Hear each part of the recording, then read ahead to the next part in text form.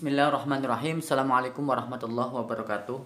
Teman-teman, sahabat pembelajar, dalam video kali ini kita dalam kuliah psikoterapi membahas tentang Cognitive Behavioral Therapy atau kita singkat CBT ya, lebih dikenal, yaitu terapi kognitif dan perilaku. Nah, kita lihat apa itu CBT. Nah, di sini dikatakan bahwa pendekatan terapi pertama yang berpusat pada proses berpikir dan kaitannya dengan emosi, perilaku, dan psikologi. Yang kedua, berpusat pada ide bahwa orang tertentu mampu mengubah kognisi mereka dan karenanya mengubah dampak pemikiran pada kesejahteraan emosi mereka. Jadi CBT ini yaitu fokus kepada mengubah kognisi atau pemikiran. Nah, maka berubahlah emosi mereka. Di sini diceritakan metode yang efektif untuk penanganan serangkaian masalah emosi dan psikologi. Nah, ini adalah apa itu CBT atau pengertian CBT secara umum. Baik teman-teman sekalian, kita lihat selanjutnya. Nah, di sini ada pikiran, perasaan, fisiologi, dan perilaku. Jadi nanti kita ketika berbicara CBT atau terapi CBT ya, itu banyak berbicara tentang pikiran, perasaan, ada fisiologi atau fisik, dan perilaku. Nah, lebih jelas kita lihat slide selanjutnya sebagai dasar dan latar belakang CBT. Jika Anda berpikir memiliki pikiran negatif, maka perasaan dan tubuh Anda berdampak negatif. Wah, ini luar biasa ya. Jadi utamanya adalah pikiran. Ketika pikiran kita merespon positif kepada satu hal, maka tubuh dan perasaan Anda menjadi positif. Sebaliknya, jika merespon pikiran kita menjadi negatif, maka tubuh dan perasaan juga menjadi negatif. Nah, jadi jika pikiran Anda positif, maka Anda akan bersemangat dan bertindak dengan positif. Oke, tentu ya. Oke, nah kita lihat nih. Ada satu peristiwa, nanti di bawahnya ada pikiran, sebelahnya ada perilaku, perasaan dan fisiologi, dan hasil. Nah, artinya ketika ada satu peristiwa, pikiran merespon dengan positif, maka perilakunya positif, perasaan dan fisiologinya menjadi positif, dan hasilnya pasti positif. Demikian sebaliknya, ketika peristiwa itu direspon oleh pikiran menjadi negatif, maka perilakunya akan negatif. Perasaannya mungkin jadi sedih, jadi nggak nyaman, fisiologinya menjadi sakit-sakitan, hasilnya ya nggak bagus. Oke, kita lihat contoh selanjutnya nih. Ketika ada peristiwa, contoh peristiwanya adalah menerima penolakan lamaran kerja. Anda melamar kerja, ternyata ditolak. Nah, peristiwanya jelas dan real. Maka respon pikiran adalah, nah jadi sini, ini adalah surat penolakan ketiga yang saya terima. Saya memang tidak akan pernah mendapatkan pekerjaan. Artinya, pikiran merespon negatif. Dia sudah mengatakan ini ketiga kalinya. Dan memang saya nggak bakal dapat pekerjaan. Maka secara otomatis, sensasi fisiologinya atau fisiknya merasa tidak enak. Badan gemetar, perut kejang. Nah, ini fisiknya jadi sakit. Nah, perasaannya bagaimana? Karena pikirannya negatif, yaitu menjadi tertekan, cemas, dan takut. Otomatis perilakunya dia akan tenggelam dalam kesedihan ketika berada di keramaian, menyerah mencari pekerjaan untuk saat ini. Maka dia nggak nyari kerjaan, udahlah pasrah aja, dia sedih, gitu kan. Maka hasil atau makna yang didapatkan apa? Saya tidak akan bisa mendapatkan pekerjaan. Saya adalah orang yang tidak berhasil ya, oke ya. Nah, ini adalah contoh atau cara kerja CBT dalam merumuskan sebuah masalah di pikiran kita. Baik teman-teman sekalian, hari ini kita selanjutnya berbicara tentang pikiran. Nah, di sini makanya ada istilah catatlah pikiran Anda. Maka ceklah pikiran Anda. Itu adalah teknik CBT. Pada dasarnya pikiran itu ada dua. Ada positif, ada negatif. Tetapi dalam prosesnya, ketika kita mengamati pikiran kita, maka di sini ada namanya pikiran positif. Contoh misalnya, oke, tenang aja, ini semua akan berjalan lancar kok. Nah, ini pikirannya positif. Ada juga pikiran netral. Saya ingin tahu apa yang kita makan siang ini ya. Nah, dia netral aja pikirannya. Ada pikiran evaluatif. Apakah ini benar-benar cara terbaik untuk melakukannya? Nah, dia melakukan sebuah pemikiran evaluasi. Ada pikiran orientasi tindakan. Oke deh, saya akan menyelesaikan permasalahan ini. Nah, ada pikiran rasional. Ketika saya mulai mempercayai kebenarannya, seketika itu juga saya bisa melihat beberapa alternatif.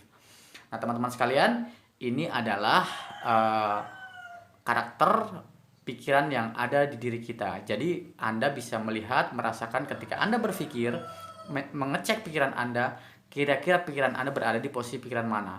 Negatifkah, positifkah, netralkah, evaluatifkah, dan lain-lain.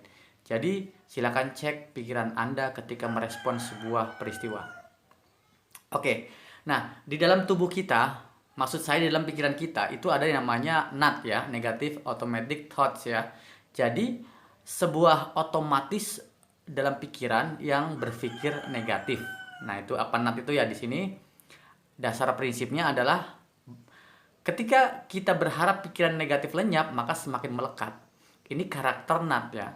Jadi kalau kita sebenarnya ada masalah, ada problem, langsung kita seolah-olah berharap hilang hal-hal yang negatif, maka sebenarnya dia semakin melekat.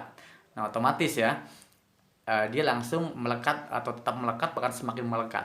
Nah ini nanti ada tekniknya bagaimana caranya. Sebenarnya kita nggak boleh untuk langsung melenyapkan, tetapi nanti ada tekniknya bagaimana kita menggunakan teknik ini untuk bagaimana melenyapkannya, bukan berharap pikiran lenyap, tetapi kita menerimanya, salah satunya. Yang kedua, Anda menghalanginya, maka Anda memasukkan makna. Jadi ketika Anda menghalangi sesuatu yang negatif masuk ke pikiran Anda, maka sebenarnya Anda memasukkan makna. Contoh begini, jangan kau berpikir bahwa pasanganmu hari ini sedang bersama orang lain, maka otomatis sebenarnya Anda memasukkan makna ke pikiran Anda bahwa Anda seolah-olah memasukkan sebuah pesan bahwa pasangan Anda sekarang ada dengan seseorang atau dengan wanita lain di sebuah tempat. Nah ini ya.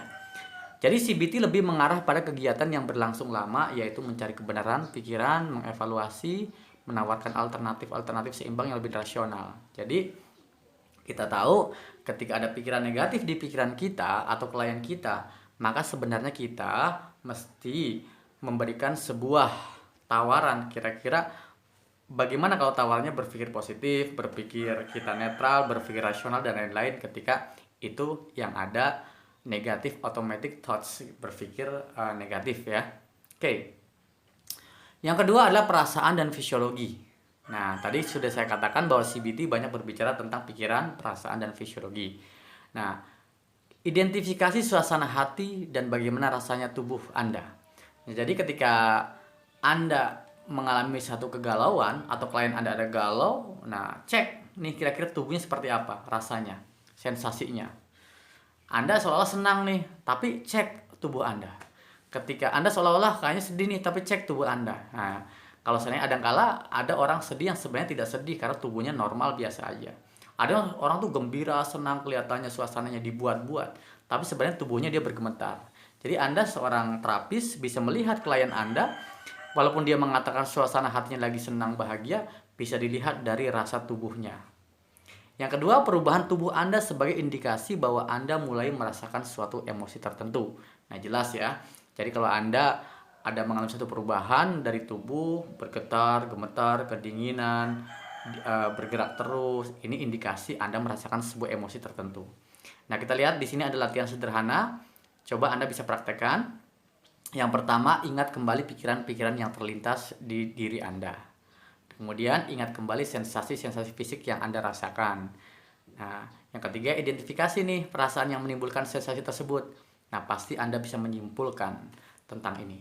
Oke, itu adalah contoh latihan sederhana dari CBT. Nah, kita akan berbicara masih tentang perasaan. Di dalam perasaan tuh ada yang namanya metakognisi atau meta emosi. Meta adalah istilah psikologi untuk menggambarkan hal-hal yang berada di bawah atau menjadi bagian dari terkandung dalam sesuatu. Nah, contoh begini nih sederhananya biar lebih kita mengerti. Misal Anda sedang gembira nih. Nah, namun di dalam perasaan gembira meliputi berbagai hal yang disebut meta emosi seperti terhibur, lucu, menang, bergairah, asyik. Nah, jadi kenapa sih orang bisa gembira? Karena di belakang atau di dalam lapisan perasaannya juga ada asyik, bergairah, menang, lucu, terhibur. Ada orang cemas ketika berbicara di publik. Kenapa dia cemas? Nah, metakognisinya adalah di sana dia merasakan ada cemas terhadap situasi pidato atau melihat banyak orang, ada orang yang lebih terhormat sehingga dia nervous dan lain-lain. Ini namanya metakognisi. Jadi sebuah perasaan itu di dalamnya ada lapisan-lapisan. Lapisan-lapisan inilah yang mendukung bagaimana perasaan itu terjadi, baik perasaan negatif dan perasaan positif. Oke. Berbicara tentang perasaan, maka CBT juga menjadi bahasan jujurlah terhadap perasaan. Jadi tidak ada salahnya merasakan emosi. Jadi kalau saya nanya, kamu lagi sedih? Iya, saya sedih. Nah, dari tadi saya katakan, kalau kita menolak maka sebenarnya melekat gitu. Jadi kalau Anda sedih, iya saya sedih. Kita terima sedihnya, di welcome gitu ya, diterima. Nah, nanti biasanya ada perasaan mengakui kesadaran saya sedang sedih, sehingga tubuh, perasaan, pikiran itu akhirnya menikmati sensasi itu dan kita bisa proses untuk menjadi positif.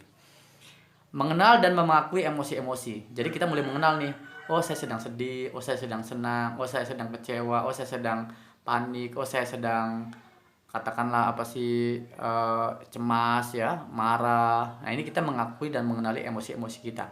Maka setelah kita mengenal dan mengakui, kita akan ngerti nih, oh kalau lagi saya cemas saya harus ngapain, kalau emosi lagi ngapain, seperti itu. Begitu merasakan emosi, maka segeralah lakukan perubahan. Nah, ini maksud saya. Jadi kalau Anda sudah kenal emosinya itu, apakah Anda mau bertahan di emosi itu atau mau berubah? Ketika Anda marah, oh saya marah nih. Anda mau berubah dari marah menjadi tidak marah, menjadi tenang, atau Anda tetap dengan kondisi marah, atau Anda tingkatkan marah. Itu alternatif pikiran Anda, terserah Anda. Yang selanjutnya, jujur pada diri Anda sendiri tentang bagaimana perasaan Anda. Jadi Anda mesti jujur kepada diri Anda bagaimana perasaan Anda kepada sesuatu.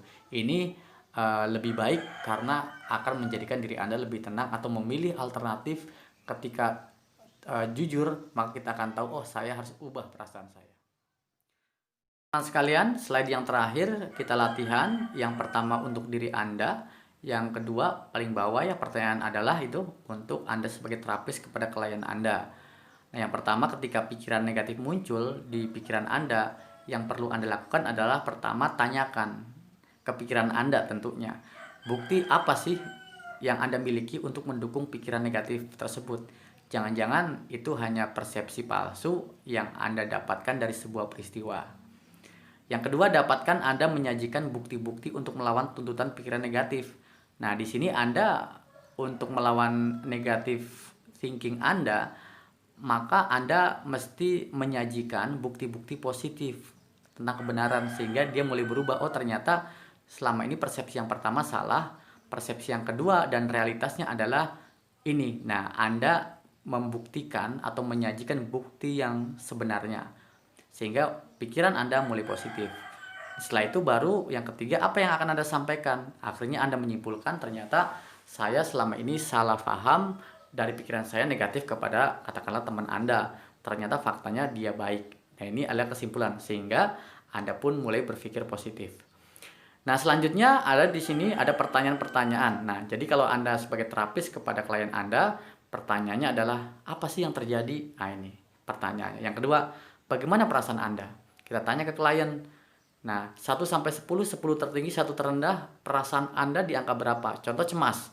Oh, ternyata 7. Oh, berarti lumayan tinggi ya. Nah, terus bukti yang mendukung pikiran negatif Anda apa sih kok Anda bisa cemas? Nah, dia ceritain tuh bla bla bla bla. Nah, oke deh kalau begitu Anda sudah membuat bukti-bukti sehingga Anda cemas karena Anda khawatir ya. Maka kira-kira Anda kan nggak mau lama-lama di situ. Ada nggak pikiran alternatif? Nah, di situ langsung dia bilang, ada, saya harus tetap tenang. 1 sampai 10 harus berapa? 10. Oke, 10. Kira-kira seperti apa? Nah, dia langsung kita tanya bukti yang mendukung pikiran alternatifnya apa? Oh, insya Allah ini ada hikmahnya di balik semua peristiwa ini. Pasti ke depan saya lebih baik.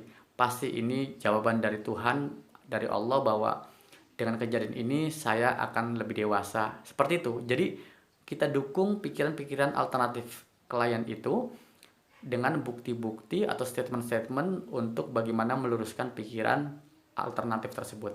Nah, setelah itu baru kita tanya, bagaimana perasaan Anda sekarang? Nah, oh sekarang saya lebih nyaman, lebih tenang, lebih bersyukur. Nah, ini cara pandang baru yang didapatkan klien ketika konsultasi kepada Anda. Nah, kita tanya sekarang bagaimana perasaannya 1 sampai 10. 1 terendah, 10 tertinggi. Dijawab, insya Allah sekarang perasaan bersyukur saya di angka 8. Nah, ini adalah contoh sederhana ketika kita menggunakan teknik CBT kepada klien kita. Oke teman-teman sekalian, sahabat pembelajar, demikian yang bisa saya sampaikan. Kurang lebihnya mohon maaf. Terima kasih. Wassalamualaikum warahmatullahi wabarakatuh.